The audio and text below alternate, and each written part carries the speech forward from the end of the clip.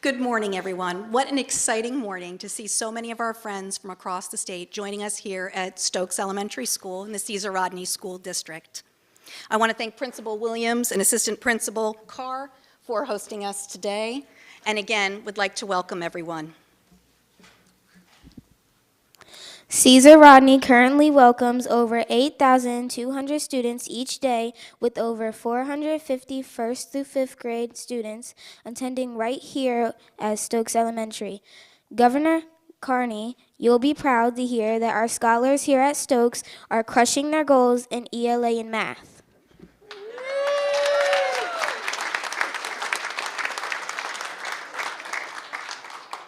While here, you may even have the opportunity to cash in a token to choose a book from our book vending machine in the hall.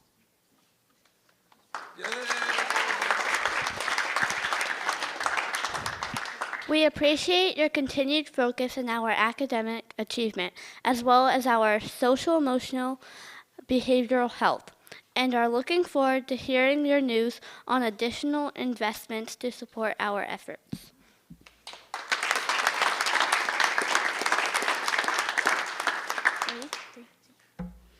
At this time, please join us in welcoming Governor Carney to the podium.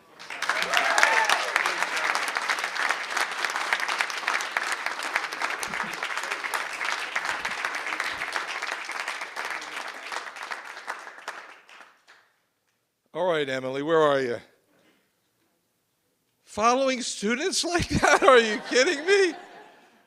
Dr. Alois, it's great to see you again, obviously continuing to do great things for education here in this district, as you did as part of our team at the Department of Education. You know, as I walked in the room, and I was greeted at the front door by our safety and security team. They told me that they're in charge of, they're our bouncers today, so to speak, and proudly wearing their sashes and badges. I had a sense that this was going to be something different, and it certainly is something that makes what those of us who are elected officials, and I want to thank all the elected officials standing behind me for being here and for their leadership in the House and the Senate. We'll hear from the Senate and the House chairs of the Education Committee as well. We appreciate the partnership, and we appreciate your being here. What we do as elected officials is hard, but events like today, where we get to see the future in front of us, make it all worthwhile. As I was looking over my notes, coming here, I thought there was only one Freeman Williams, and he was a guy who was a star basketball player for Christiana High School back in the day, maybe before you were born, and took their team to the state championship game in 1970. Came up a little short to a high school that doesn't exist anymore, Delaware High School, won the back-to-back state championships. And that Freeman Williams is right there. The older version of this Freeman Williams, who is the principal here at Stokes Elementary. You are a lucky man to have this fella. Pretty good ball player too, there you go. The apple doesn't fall too far from the tree. Freeman, it's good to see you with us in good health. On Thursday, as you all know, I have the opportunity to give my annual State of the State address, and I hope that obviously the legislators will be there and the rest of you will tune in as well. The announcement today, though, we thought, with respect to our education priorities, can't wait until Thursday. Last year at the Delaware Teacher of the Year ceremony, I said something I think that bears repeating today, and that is that some jobs are really hard, some jobs are really important, and teaching is both really hard and really important. And I know we have a number of teachers in the room. They were quizzing me about what the announcement was all about today. And I said to them, I hope you can support it with us. It's been especially challenging, as we all know, during the last 2.5, 3, feels like 10 years of COVID-19 pandemic. And so I'd like all of us to take a minute to thank our educators for what they've done inside and out of the classroom.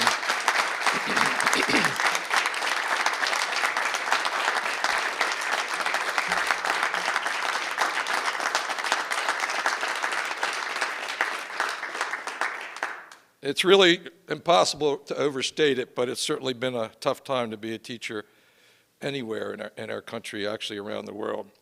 At the same time, we have a significant number of teacher vacancies in schools across the states for all kinds of different reasons. And we know that there's a significant teacher shortage across the nation for some of the same reasons. And so what that's created is a competition for teachers that are available, a competition that's incredibly intense. And states around us have been raising their salaries to be more competitive and to outcompete the state of Delaware. We will not be outcompeted by states around us.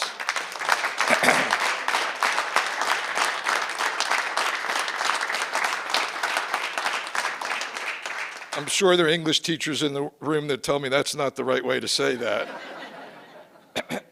And so here in Delaware, we established, along with the DSEA's encouragement, the Public Education Compensation Commission, which is ably chaired by our Secretary of Education, Dr. Holodick, and you'll hear from him in a minute.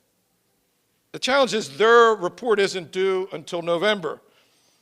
And so we've got a lot of work to do before November, so we need to do something before that for the issue of teacher salaries. And so in light of that, my budget that I'll present next week will contain significant salary increases for the teachers in our state. That will help us stay competitive with states around us and fill so many of the vacancies that we have.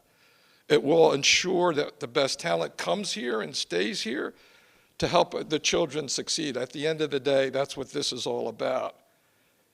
At the same time, our teachers need the resources necessary to get their students, all of their students, no matter where they come from, to get them where they need to be. Reading at grade level in 3rd grade, doing math proficiently by middle school, and graduating high school ready to go to college or into a career. And we talk about that and try to keep a focus on that as much as we can.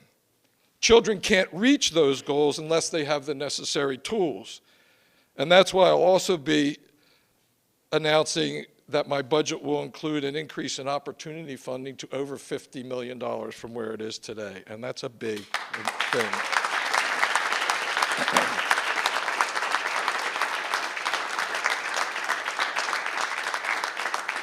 For those of you who don't know what opportunity funding is, it provides what is called weighted student funding, extra funding for children from disadvantaged backgrounds to provide classroom support for these learners in our schools. And we know that they need the extra help. Across the state, this funding has meant different things for every different school, and I expect here as well. It's meant new counselors in schools, and our majority leader in the House has championed that effort, and we appreciate our partnership there.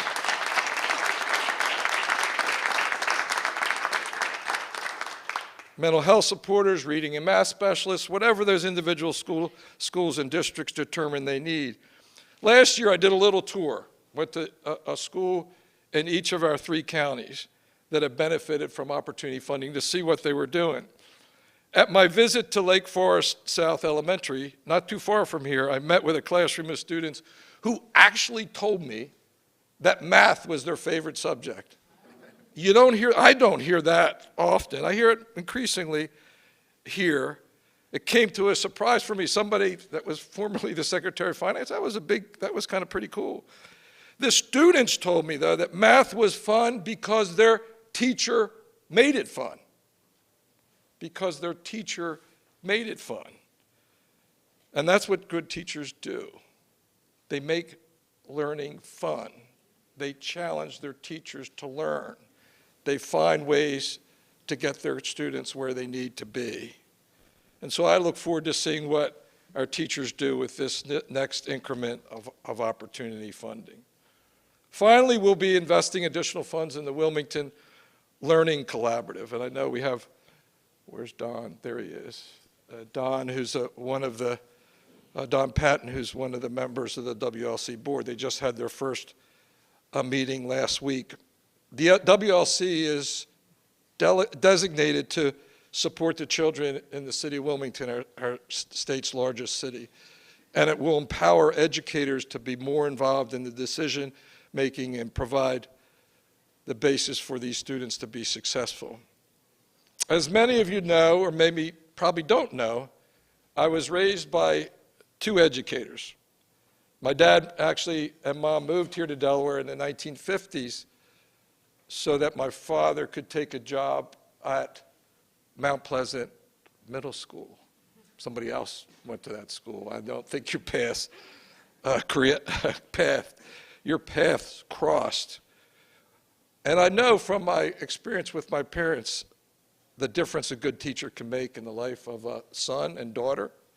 They had 9 of them, not sons, five daughters and 4 sons. I also know a difference a good teacher can make in the life of a student. And that's why we believe, as everyone I think in this room does, that teachers are central to whether we're going to improve education here in our state. We want to attract the best teachers to Delaware schools and keep them here. And the competition for those teachers is intense, as we know. I'm confident that with the support of like teachers in the back of the room who we talked to earlier, that we can get this done working together. One of the things that I believe we do best here in Delaware is work together when we have a common goal. So I want to thank the leaders that are here, chairs of the House and Senate Education Committee, the other legislators who've joined us as well, for being here and for your support in our budget in this next initiative. And now I'd like to turn things over to Secretary Holodick. He has been one of those teachers in our state. He's been principal at 2 ends of the state, and then formerly the superintendent in Brandywine School District, and now our Secretary of Education and the chair of the Educator Compensation Commission, Dr. Mark Holodick.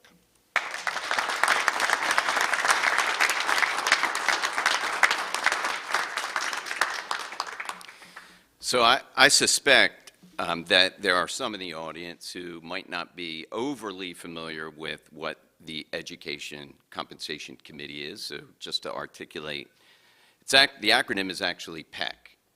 Not surprising that we have an acronym in education. We have an acronym for everything, right, in education. So it's the Public Education Compensation Committee. And the sponsor of that bill, Senator Townsend, is here today, along with a number of other co-sponsors, legislators who worked very closely with, a number of organizations and people to pull this committee work together. And that work has been going on now for a little more than 5 months. And in looking at the data that we've received in preparation for meetings, some data that looks at national trends in terms of, the governor had mentioned, the number of vacancies in school, the challenges our schools across the country and districts are facing with filling those vacancies, losing a number of teachers, some of which are leaving the career much earlier than we can afford.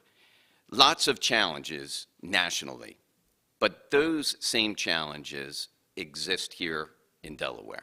We know that, again, both based on the data that we're looking at, as well as the conversations that we're having with superintendents. So Matt Burrows, who was the chief of the chiefs this year in Appoquinimink, he and I have talked about, he's here today, he and I have talked about this ad nauseum, the challenges with recruiting and retaining really strong teachers in our buildings, right? We've talked with HR directors. We've talked with DSEA, who is represented here today. We've talked directly with teachers. HR directors and beyond, right? And they are all telling us the exact same thing, which is we need to be really thoughtful and incredibly creative. And they've pushed us, both directly and indirectly, on this committee to really think thoroughly and thoughtfully about the recommendation that we're charged to make to the governor in November of 2023. But in all of those conversations that are happening, including directly with the governor, one thing has become crystal clear, and that is we can't afford to wait until November. So I applaud the governor and his team for putting together what is going to be a rather robust and very forward-thinking plan to address the issue of filling vacancies, being ahead of the game in regard to the season of recruitment this upcoming late winter, early spring, to address this issue in an effective way. So the governor will be announcing in his State of the State and in his budget request, I don't know how specific he'll be in the State of the State, but I know in his budget request it'll be the following: a 3% increase across the board for all educators and for all teachers in our buildings. Those educators who are working directly with kids and families, an additional 6%, to total a 9% increase.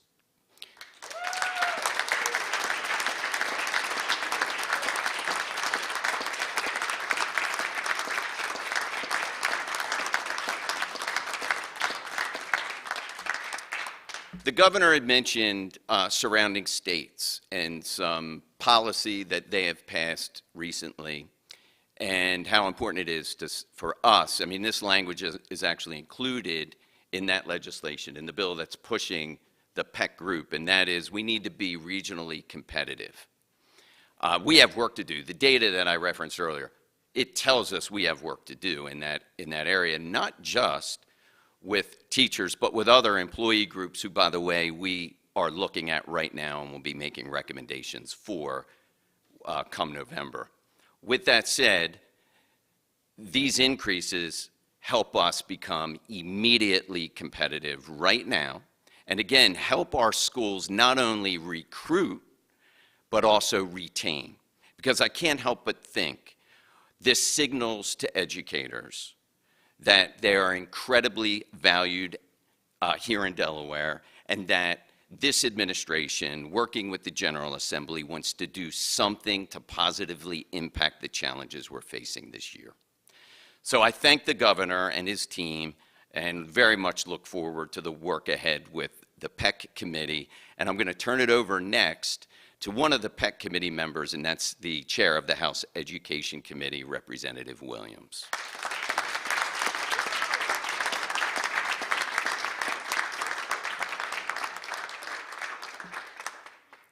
Well, that's exciting. And thank you, teachers, for everything you do each and every day. Good morning, everyone. Good morning. Wow, I feel like I'm a teacher. I would like to thank Governor Carney for making educator compensation a priority this year. As a former Red Clay School Board member and a member of the House Education Committee since being elected to office, I have seen how we have talked about the need for increased education compensation countless times.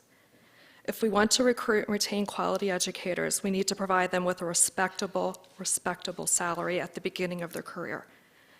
We must also continue to support them throughout every step of their profession, which is why I've led and worked with my colleagues on legislation like Grow Your Own, year-long teacher residency programs, and increased funding for special education students. I have heard from so many and seen firsthand how these programs and funding impact our students and educators, keeping them in the state. I know how committed our educators are, and I would like to thank them for all they do each and every day for our students. Yes.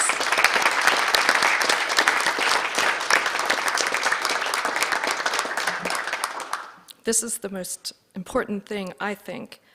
Educating our children is one of the most important jobs one could ever hold. And we should pay educators a salary showing that we believe it is the most important job. I look forward to the continued work on the Public Education Compensation Committee. Thank you again, Governor Carney, and to my colleagues for your continued commitment and investment in public education. Thank you.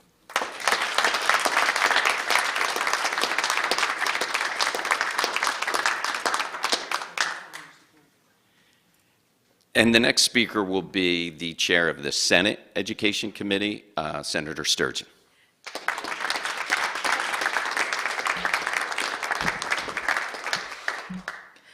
Well, with that announcement, I'm thinking about going out of retirement from teaching back into teaching. Now I can make some good money. I don't know if any of you watched any football this weekend, but let me tell you, with this proposal, we are moving the ball down the field. Between today's announcement and with the Public Education Compensation Committee, what we will recommend at the end of this year, we will finally be in a place here in Delaware where our teachers are paid what they deserve. No one becomes a teacher to make a lot of money. You become a teacher to make a difference. But your ability to make that difference in the lives of your students is seriously impaired when your school is short-staffed, creating ballooning class sizes, impossible caseloads, diminished wraparound supports. Today, we begin to right this ship, and I am so grateful to Governor Carney and his team for recognizing that paying teachers a competitive salary is a critical part of the solution. We know that the single most important factor outside the home of a child's academic success is the classroom teacher. We know classroom teachers are content experts, skilled in delivering instruction in an engaging and comprehensible manner, breaking down complex concepts into smaller parts and doing so with patience, encouragement, and care. We know classroom teachers nurture their students' innate love of learning by sparking their curiosities, while at the same time nurturing students' hearts, breaking down defensive walls, and building up trust. And often, teachers are helping students meet basic physical needs as well. Teaching is at once the most demanding and rewarding of callings, and a child's interactions with their teachers can shape them for the rest of their lives. And so it is only fitting that we lift up our education workforce with salaries and benefits that reflect how greatly we value you. But this is only the beginning. We know that pay matters, but working conditions matter too.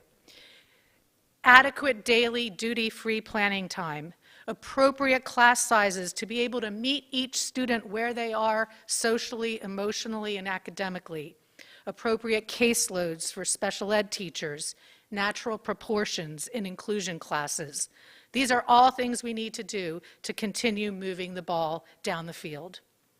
Getting us to our ultimate goal, and that is an education system that works for all students because teachers are supported, are paid, are given time during the day to take care of all their extra responsibilities like calling parents and grading papers and planning lessons, and where teachers know that they are making a difference because their working conditions and their students' learning conditions, which are one and the same, are nothing short of excellent.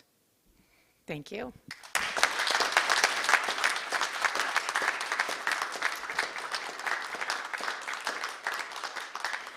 And now let me introduce DSEA President Stephanie Ingram.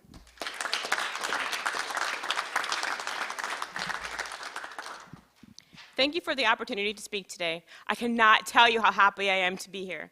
First and foremost, I would like to thank Governor Carney for taking the first of many meaningful steps toward elevating educator pay to a respectful and professional level. Thank you very much, Governor.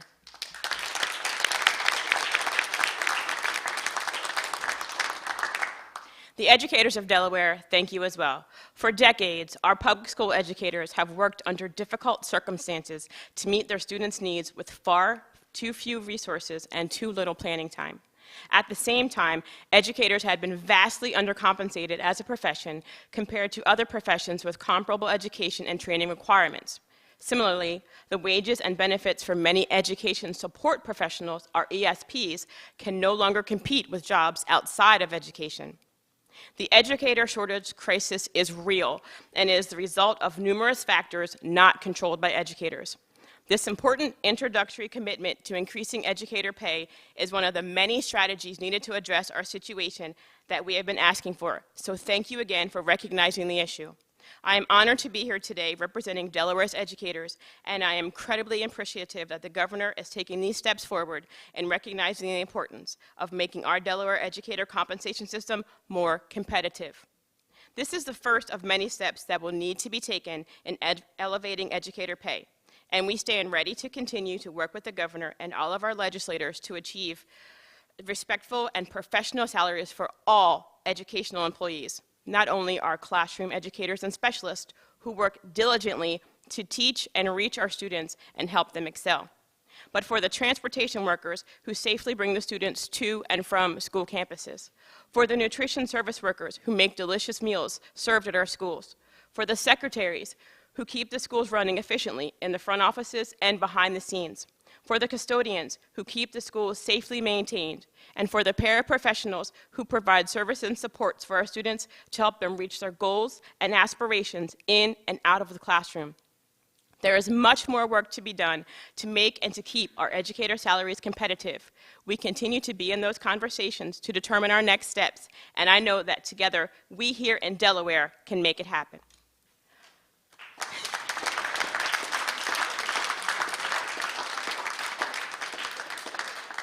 I always say, and you heard Senator Sturgeon say too, that our teachers' working conditions are our students' learning conditions. And if we continue to act like the lack of educator compensation isn't directly adversely affecting our classroom and students, then we are not being honest with ourselves. This increased support and sustained attention to concerns like this and our continued effort to raise educator pay to a respectful level, we can continue to implement effective solutions against the educator shortage by recruiting and retaining, more importantly, retaining quality educators in Delaware. On behalf of those educators, thank you again to all involved for taking this much needed and meaningful initial step in educator compensation.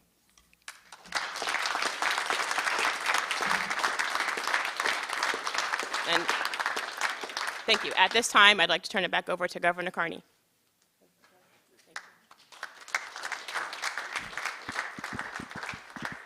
I hope the Eagles move the ball down the field like we're trying to move the ball down the field as well. So to guys and gals on the Safety and Security Committee, good job. Everybody's intact here, no problems.